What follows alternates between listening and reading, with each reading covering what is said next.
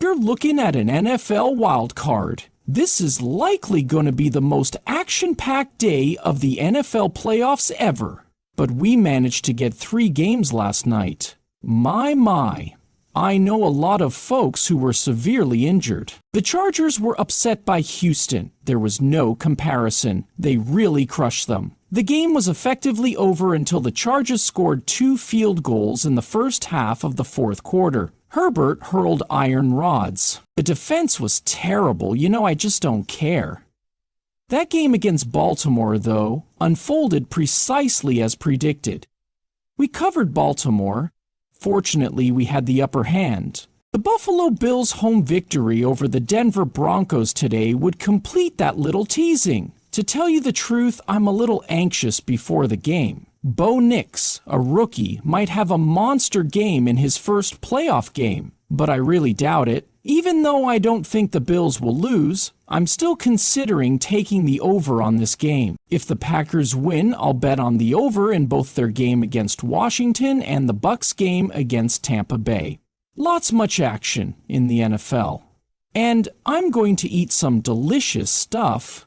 Without further ado, let's get into a $94,841 Bitcoin, so sit back and relax. At the moment, it's at 46%. Regarding Ethereum, I don't see any changes. Let's not sugarcoat it. Ethereum, with a market size of $32.73, and XRP, with a market cap of $2.49 are both just below resistance. Neither has it moved. The markets are only a place for the redistribution of wealth. From one group to another, and the proceeds from one group to another. Proceeds from one group will spread to clear regulation or return tribes to their lands. At the moment, that is fully anticipating that no additional funds will be received. I believe we will patiently await Trump's inauguration, Gensler's departure, and the establishment of clear policies and regulations.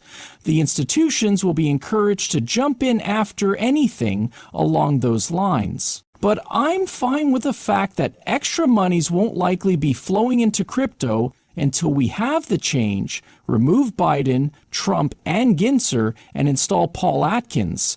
It has made its tiny move, XRP 250. Like I said in the first quarter, I'm extremely bullish.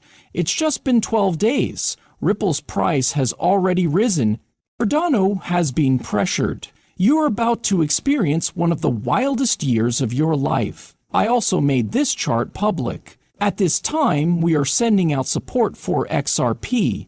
Give me the task of detonating it. At 2.50%. The green line provides support. For a long time on this channel, we discussed the 230-250 zone, which is where we had a breakout. Now that we're out, we're seated. It would be great if we can use 2.50 as support and avoid breaking below it so that the upward trend in price action can resume. Our next focus is on the most basic support levels. It is clear that we are evil. At $2.60, we came close to touching the wick. What happens after that? 22 penny. I gave you the formula here, and we have talked about 2.72 for a long time. Divide 2.50 and launch an assault on 2.72. Once 2.72 is breached, our target will be $3. Yes, it is that easy. You don't need to know any magical charts. It is unnecessary for you to observe these bizarre triangles, Fibonacci levels, and squiggles. It's really simple. Plus, there's no need to complicate things. Just two sides, supporters and detractors. Everyone, that is all. We must ensure that this is taken care of. As you can see from this XRP chart, we're currently just relaxing at the support level. At the moment, the movement is somewhat neutral. It's possible that we have a breakdown or a breakup today. This is completely agnostic regarding the motion. There was a reversal, a sharp ascent, and a maximum profit took level at about 254. Currently, our main objective is to maintain and increase for the time being. Let's examine H-bar. For a long time, we avoided discussing H-bar. H bar, it's going to be a real pain to pay 30C/ for it. We anticipate a price reversal between 33 and 38 until we decide to act, so it's clear we have room to rise. A negative signal has been seen on the 4-hour chart of H bar. The 1-month and 1 bang indicators are currently in a positive position. When it comes to your bullish and bearish indicators, the prime score is quite bearish. I anticipate a simultaneous breakout of all these altcoins. Keep in mind that Bitcoin goes live first, so while we wait for that, fresh capital will pour in and everything will explode. At that point, an overwhelming number of individuals I have been yelling out that it is alt season. Alt season has passed. The season is not alt. The fact that a couple of cryptocurrencies have changed hands does not mean that the alt season has begun. Okay? To break out, Bitcoin is necessary. Bitcoin is essential for reaching 120K. Forget about your lofty goals for a second. Bitcoin is all that's needed to reach 100,000. The market makers are currently maintaining it between 90 and 100. And then this comes up, David Schwartz. He already informed you that the institutions will be the primary force behind this. Embrace the memory. We were all on the same page when we met for the first time following the deal's closing. Plus, I feel obligated to mention that we met a number of people who were just like us. Working with them has been an incredible experience. Their technology is just mind-blowing. The market for custody, is enormous, approximately $10 billion by the year 2030, and that will just increase, due to the rise in tokenization,